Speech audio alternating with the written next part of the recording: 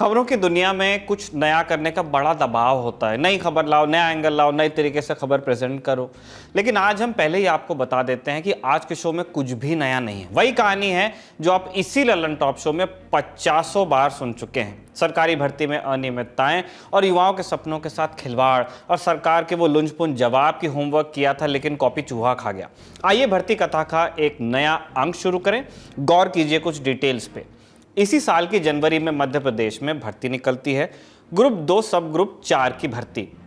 इसमें सहायक संपरीक्षक, सहायक जनसंपर्क परीक्षक, सहायक नगर निवेक्षक, सहायक राजस्व अधिकारी, सहायक अग्निशमन अधिकारी और भू अभिलेख राजस्व विभाग के अंतर्गत पटवारी की पोस्ट थी। यहां से आप एक कीवर्ड पकड़िए, पटवारी। राजस्व विभाग का वो सरकारी कर्मचारी होता है पटवारी जो जनता से सीधा मुखातिब होता है। जैसे पुलिस में सिपाही होते हैं वैसे ही राजस्व में पटवारी।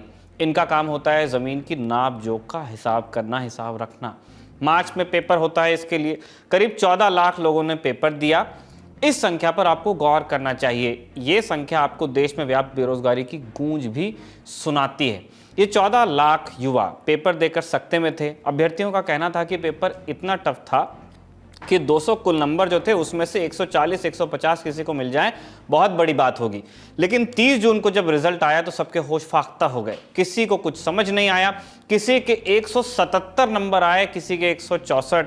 और इन सब टॉपर्स में एक चीज कॉमन थी, एग्जाम सेंटर। आरोप लगे कि एक ही एग्जाम सेंटर पर पेपर देने वाले टॉप कर जा रहे हैं। इस सेंटर का कनेक्शन एक भाजपा विधायक से है तो लोगों ने 2 और 2 4 कर लिया। सेंटर के अलावा संदेह पैदा करने वाले और तथ्य भी दिए जा रहे हैं और इस कथित घोटाले का स्केल 300 करोड़ से भी ज्यादा बताया जा रहा है। इसीलिए आज की बड़ी खबर में आपको इस कथित घोटाले से जुड़ी सब बातें बताएंगे। आरोप क्या क्या हैं, किस आधार पर परीक्षा के नतीजों को क्वेश्चन किया जा रहा है, घोटाला कहा जा रहा है, कौन कौन स्टेक होल्डर्स हैं, क्या कोई जांच शुरू हुई है, मध्य प्रदेश सरकार का क्या रुख है इस बारे में और इस तरह के और घोटालों की कहानी क्या रही है। नमस्कार, मैं हूं निखिल और आप देखना शुरू कर चुके हैं दी ललन टॉप शो। बात शुरू की जाए इससे पहले एक लिस्ट पर आप गौर कीजिए।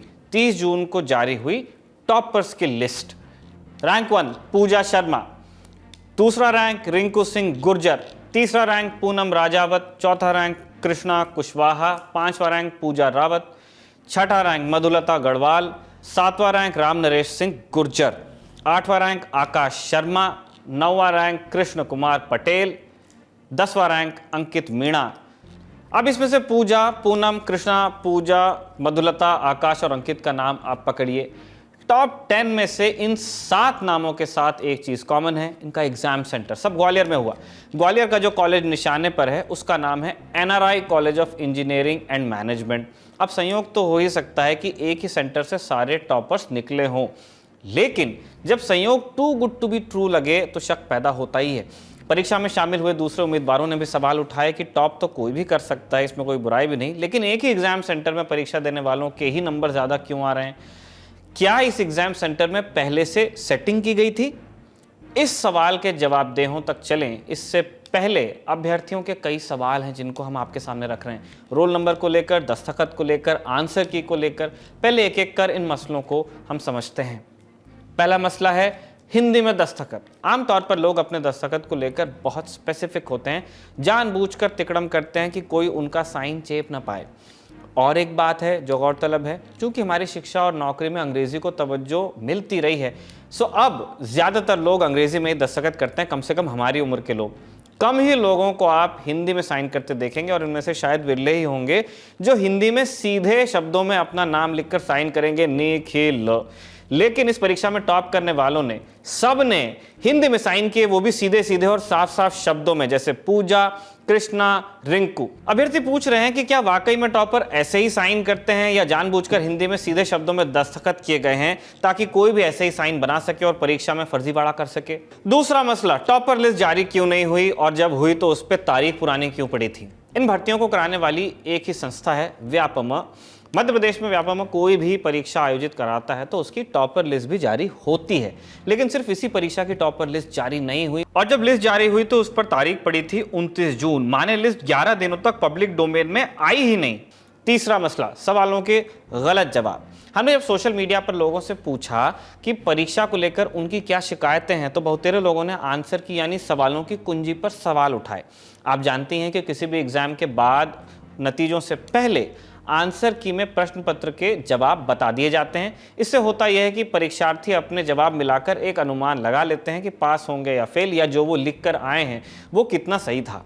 अब अगर आंसर की में ही किसी सवाल का गलत जवाब दे दिया जाए तो उसके लिए ऑब्जेक्शन भी डाला जा सकता है कि आपने जो की बनाई है उसमें ही प्रॉब्लम है। ऑब्जेक्शन में अगर दम हो तो जवाब को दुरुस्त भी किया जाता है। छात्रों का कहना है, शिकायत है इनफैक्ट, कि आंसर की में कुछ जवाब गलत थे और उनके ऑब्जेक्शंस के बावजूद सवालों को हटाया नहीं गया, बल्कि जो सवाल सही थे उन्हें हटा दिया गया। इस तरह से इम्तिहान में एक आध सवाल से ही मामला गड़बड़ हो जाता है। सही सवाल हटाने से पूरी मेरिट लिस्ट ही गड़बड़ हो गई। अगला मसला, अनारक्षित और आरक्षित में गड़बड़ी। इसको आप एक एग्जाम्पल से समझिए। अर्पित पांडे ने परीक्षा दी, उनके नंबर आए 147। ईडब्ल्यूएस यानी आर्थिक तौर पर कमजोर कैटेगरी के ये कैंडिडेट हैं। उनका कहना है कि कई उम्मीदवारों ने फॉर्म भरते वक्त गलती से संविदा कर्मी के प्रेफरेंस पर क्लिक कर दिया, जिसकी वजह से उन्हें संविदा वाली पोस्ट मिली, लेकिन उन्होंने ये गलती नहीं की थी। बावजूद इसके उन्हें संविदा कर्मी का पद दिया गया है, जबकि उन्हें अनरिजर्व कैटेगरी से कई जिलों में पटवारी का पद मिल सकता है। लेकिन ईडब्ल्यूएस के चलते उन्हें एमपी शासन, पंचायत एवं ग्रामीण विकास विभाग में संविदा कर्मी का पद दे दिया गया है। ये कुछ मसले हुए। अब आप उन छात्रों को सुन लीजिए जो न्याय की मांग कर रहे हैं। तो जब रिजल्ट आया तो हमें लगा चलिए रिजल्ट आया, क्योंकि 5 साल बाद भर्ती आई थी, बहुत दिनों बाद मुस्कुराए थे छात्र। लेकिन जैसे रिजल्ट आता है और कुछ टॉपरों की मार्कशीट वायरल होती है, जो संभवतः इतना मतलब पच ही नहीं पाया किसी छात्र को कि 190 नंबर में 186 नंबर तक कोई ला सकता है। देखिए, संगठन का मांग ये है कि सबसे पहले इस भर्ती की पूरी, अभी तो सिर्फ 10 लोग सामने आए हैं, अभी जांच बैठेगी तो हो सकता है, जो अनुमान लगाया जा रहा है कि 2 से 2,500 बच्चे ऐसे हैं जो इस भ्रष्टाचार में पाए जाएंगे। सबसे पहले सीबीआई जांच हो इसके पारदर्शिता के साथ। इसके बाद हम चाहते हैं कि जो टॉप 10 लोग हैं उनको मीडिया के माध्यम से सामने लाया जाए, उनका इंटरव्यू लिया जाए। वर्तमान में मध्य प्रदेश का युवा त्रस्त हो चुका है, परेशान हो चुका है यहाँ के फर्जीवाड़े से, क्योंकि कोई भी एग्ज़ाम हो, चाहे वो एमपी टेट हो, पुलिस का एग्ज़ाम हो, या फिर रिसेंट पटवारी का रिजल्ट आया जहाँ एक ही कॉलेज के बच्चे टॉप कर रहे हैं, सब इंजीनियर का जहाँ एक ही ज़िले के बच्चे टॉप रैंक में हैं। तो ऐसा तो कोइंसिडेंट हो नहीं सकता है कि एक ही कॉलेज में जिनका आ रहा है वही बहुत इंटेलिजेंट है, ऐसा बिल्कुल नहीं है। चाहे वो पीएससी का एग्ज़ाम हो जहाँ 87%, 13% का कॉन्सेप्ट देकर बच्चों के रिजल्ट रोक दिए हैं, टाइम पे रिजल्ट नहीं आ रहा है। तो मैं बस यही कहना चाहती हूँ कि एक बार क्यों ना उच्च स्तरीय जांच बैठाई जाए। मैं दावे के साथ कहता हूँ, इनका कोई भी कितना भी पढ़ा लिखा मंत्री एक बार हम लोग के सामने आए और एक भी तथ्य को हम लोग को झूठा साबित कर दे, तो हम लोग यह पूरा जो अभी चला रहे हैं आंदोलन पटवारी भर्ती परीक्षा को लेके तुरंत ही स्थगित कर देंगे। लेकिन इनके पास कोई तथ्य नहीं है इसको झूठा साबित करने के। तो पटवारी की परीक्षा में होने वाले घोटाले और परीक्षाओं में होने वाली अनियमितताओं के कारण मेरा पटवारी परीक्षा में सिलेक्शन नहीं हो पाया। साथ ही परीक्षा में होने वाले घोटाले के कारण बहुत से बच्चों का सिलेक्शन नहीं हो पाया। मैं उच्च अधिकारियों से आवेदन करती हूँ कि परीक्षा में होने वाले घोटाले की पूर्णतः जांच। मैं आग्रह करता हूँ कि इसकी निष्पक्ष जांच हो, क्योंकि एक ही कॉलेज से साथ साथ विद्यार्थियों का टॉपर लिस्ट में शामिल होना यह कहीं से कहीं तक मुझे न्याय संगत नहीं समझ में आ रहा है।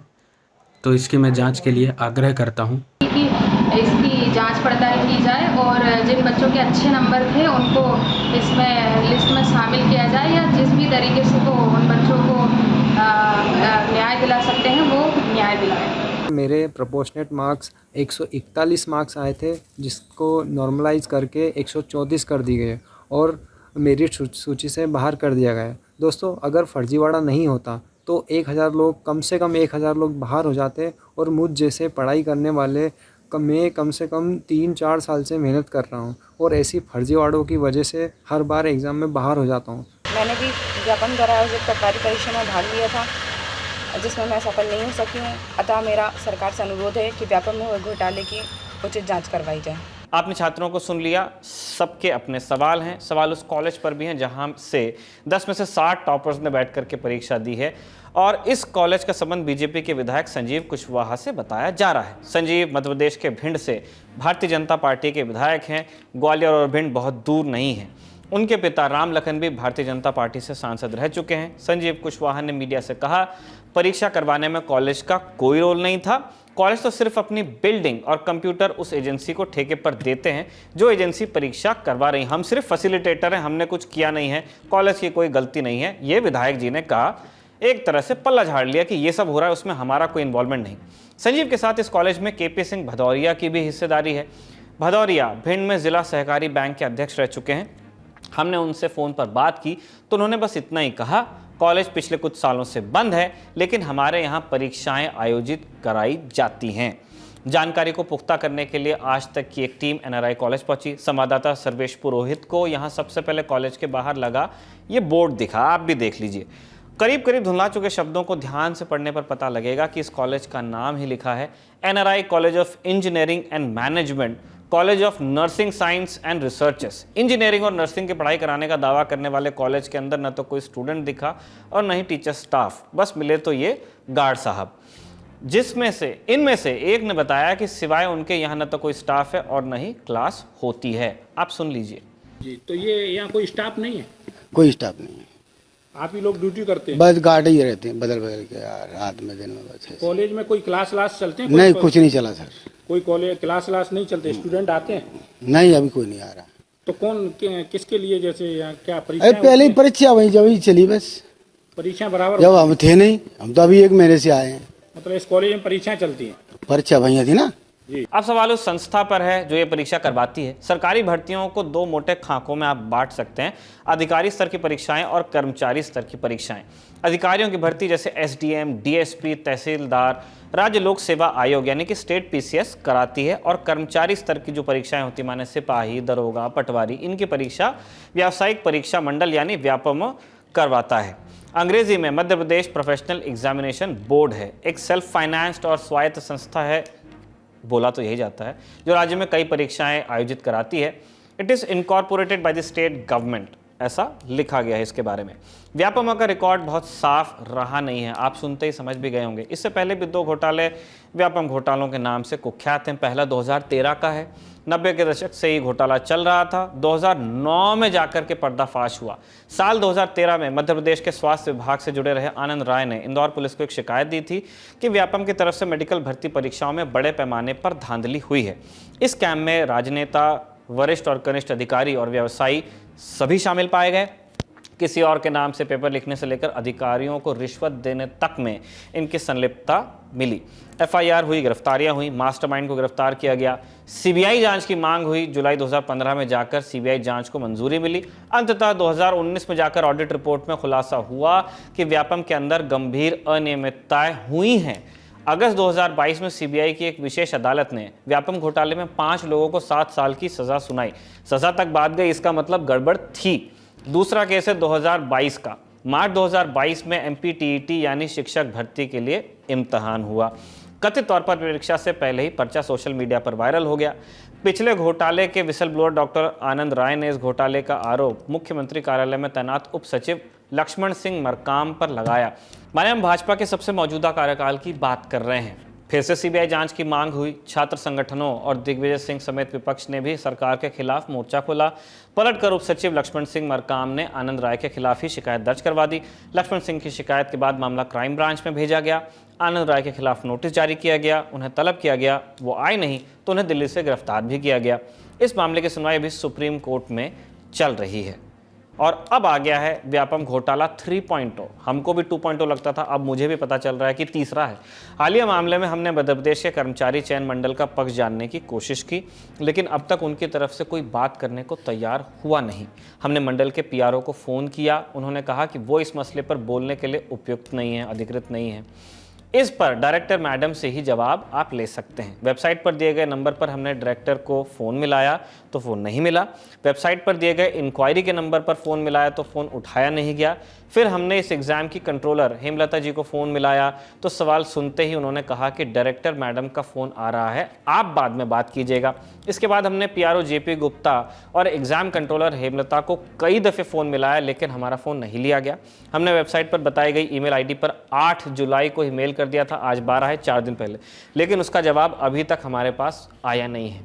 आज 12 जुलाई को आज तक के संवाददाता इजहार कर्मचारी चयन मंडल गए थे सरकारी पक्ष जानने, लेकिन वो किसी से बात नहीं कर पाए। क्यों नहीं कर पाए, आप इजहार से ही सुनिए। सारे ऐसे सवाल थे जिन पर मुझे जो है व्यापम का पक्ष जानना था, जिसको व्यापम अब जो कर्मचारी चयन मंडल नाम कर दिया गया है। तो मैं करीब 4:15 बजे वहाँ पर पहुँचा तो मैंने देखा कि जो वहाँ पर काउंटर है, जो रिसेप्शन है, वहाँ पर 2 पुलिस वाले बैठे हुए हैं रजिस्टर रखकर। हर आने जाने वाले से पूछा जा रहा है कहाँ जा रहा हो, किससे मिल रहा हो, क्या कर रहे हो। फिर एक काउंटर है जिसके अंदर जैसा बैंक में काउंटर होता है, एक छोटी सी खिड़की है, उसमें से झांक के एक रिसेप्शनिस्ट है, वो पूछती है किससे मिलना है, क्या बात है। और जगह जगह स्टिकर लगे होते हैं, वीडियो बनाना मना है, तो इस तरह की चीज़ें होती हैं। फिर उनसे पूछा गया कि मुझे कंट्रोलर से मिलना है, तो उन्होंने बड़े सवाल जवाबों की झड़ी लगा दी। क्यों मिलना है, क्या बात है, क्या काम है, किससे रिलेटेड जो है बात करनी है। तो फिर मैंने बताया कि मैं एक पत्रकार हूँ, मुझे उनका पक्ष जानना है। तो फिर बोले कि वीडियो बनाएंगे, क्या कैमरा बाइट लेंगे। मैंने कहा कुछ नहीं लेंगे मैम, आप मुझे 2 मिनट मुलाकात करवा लीजिए, मेरे कुछ सवाल है, मुझे उनके जवाब उनसे चाह रहा था, मैं उनका पक्ष जानना चाह रहा था। तो फिर वो बोली एक काम करिए, आप नंबर पे लगा लीजिए। तो मैंने कहा नंबर दे दीजिए। तो बोले वो वेबसाइट पे नंबर है। तो मैंने बोला हमारी लल्लन टैप की जो टीम है वो लगातार उन वेबसाइट पे दिए गए नंबर पे फ़ोन कर रही है, आपका फ़ोन नहीं लग रहा, फ़ोन नहीं मिल रहा, फ़ोन नहीं ले रहा है। तो फिर कहले अच्छा ठीक है, ये जो उनके पास में रखा था, बोले इस पर फ़ोन लगा लीजिए। मैंने कहा नंबर दीजिए। मैंने नंबर लेके उस पर किया, उस पर कॉल नहीं लग रहा था। फिर बोले एक नंबर और दिया, उस पर कर लीजिए, उस पर भी नहीं लगा। फिर मैंने कहा मैम आप ही मेरी बात करवा दीजिए 2 मिनट के लिए। फिर उन्होंने कॉल किया और बोली कि वो मैम तो मीटिंग में बिजी है। तो मैंने कहा मैम कब मुलाकात हो पाएगी, कि ये तो पता नहीं है हमें कुछ भी। फिर मैंने कहा मैम कैसे बात हो पाएगी, कैसे मैं उनसे मुलाकात कर पाऊंगा, फ़ोन पे बात हो जाए। तो फिर मुझे उन्होंने एक नंबर दिया जो कि JP गुप्ता के नाम से था। बोला ये हमारे PRO हैं, आप इनसे बात कर लीजिए, ये आपको सब कुछ बता देंगे। तो इस तरह का कुछ नज़ारा मुझे व्यापम में देखने को मिला। और जो रिसेप्शनिस्ट थी वो काफ़ी डरी घबराई सी थी। जब मध्य प्रदेश के मुख्यमंत्री शिवराज सिंह चौहान उस आदिवासी व्यक्ति के पांव धो रहे थे जिसके मुंह पर प्रवेश शुक्ला ने पेशाब की थी, तब उनके डैमेज कंट्रोल की तस्वीरें सबने देखी। डैमेज कंट्रोल सहृदयता जैसे आप पुकारना चाहें। लगभग हर टीवी चैनल और वेबसाइट पर दिखाई ही गई तस्वीरें। लेकिन उसी राज्य से ये भी एक खबर है जो जगह बनाने की कोशिश कर रही है और उसकी सुध किसी ने ली नहीं। व्यापम 3 मध्य प्रदेश में हो रहा है। व्यापम 1 जिसके बारे में के भाई ने आपको बताया, मुझे याद है कि 2014-15 में जब हम लोग आए थे, मैं प्रदेश कांग्रेस कमेटी का अध्यक्ष बना था, उस समय हमने इसको आप सबके मदद से, सहयोग से व्यापम 1 को पूरे देश भर में, विश्व भर में इसकी चर्चा हमने की थी। पटवारी परीक्षा का आप लोगों ने पूछा था, मैं उसको आगे तक ले जाना चाहता हूं। ये पूरे प्रदेश के अंदर 8,600 लोग सिलेक्ट हुए, 114 लोग इस सेंटर पर सिलेक्ट हुए। मध्य प्रदेश में कुल 78 सेंटर है 13 शहरों के अंदर। 9,78,000 पेपर दिए गए। ये पेपर भी 35 दिन चले हैं, 35 दिन चला है। और 70 क्वेश्चन पेपर थे, कोई एक क्वेश्चन पेपर नहीं था इसका। ये पेपर में भी 15 मार्च से 26 अप्रैल तक परीक्षाएं हुई हैं। 7 लोग पास जो आप बता रहे हैं उनके नंबर का, उसमें 6 बेटियां हैं। 6 हमारी बेटियों के साथ में बेटियों की पढ़ाई के बारे में विचार करना चाहिए, इस तरह से बदनाम नहीं करना चाहिए। ललन टॉप का कॉल है कि युवाओं के मुद्दे लगातार कवर किए जाएं। हमारे साथी सौरभ त्रिवेदी ने 8 जुलाई को ही इस मामले पर विस्तार से स्टोरी पब्लिश कर दी थी और आज तो हमने शो भी किया, इसलिए कि ये सवाल 14 लाख छात्रों का है, वोट बैंक का नहीं। शायद मुख्यमंत्री और लोगों के मुद्दों की पल पल दुहाई देने वाले बाकी पक्ष विपक्ष के नेताओं की नज़र से भी ये मुद्दा इसलिए रह गया होगा। बहरहाल हमारी कोशिश है कि उन लोगों तक ये बात पहुँच जाए जहाँ पहुँचनी चाहिए। शुक्रिया, शुभ रात्रि।